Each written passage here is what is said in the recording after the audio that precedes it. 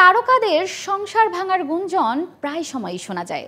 2024 সালে কোন কোন তারকাদের সংসার ভেঙে গেল তাসের ঘরের মতো, সে সম্পর্কেই জানবো এবারে। 2024 সালের শুরুটা মন ভাঙার গল্পে ছিল মাহিয়া মাহি।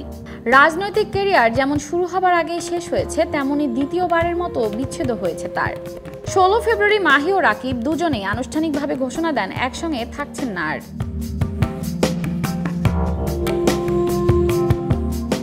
ভারত পাকিস্তানের যে কখনোই মিল হবার নয়, তাই 2024 সালে আরও একবার প্রমাণ করেছেন সানিয়া মির্জা ও শোয়েব মালিক।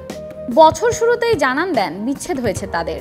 বছরের মাঝামাঝিতে অবশ্য ডিভোর্স ইস্যুতে সামনে আসেন ধর্মেন্দ্র ও হেমা মালিনী কন্যা এশা দেওল।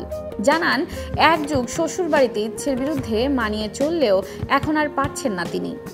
সেপ্টেম্বরে 29 বছরের সংসার জীবনের ইতি টেনে ভক্তসহ গোটা বিশ্বকেই যেন অবাক করেছেন এআর রহমান। সংসারে সুখ না থাকায় স্ত্রী সায়রা বানু নিজেই চেয়েছেন ডিভোর্স।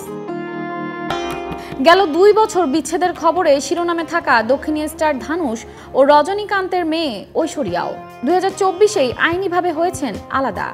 8 বছরের সংসার জীবনে অশান্তিতে থাকায় 2024-এ স্বামী মহসিন আক্তার মীরের সাথে ডিভোর্স আবেদন করেছেন বলিউড অভিনেত্রী উর্মিলা মার্তন্ডকার। নিজের চতুর্থ বিয়ের ইতি টানেন মার্কিন শিল্পী জেনিফার লোপেজ।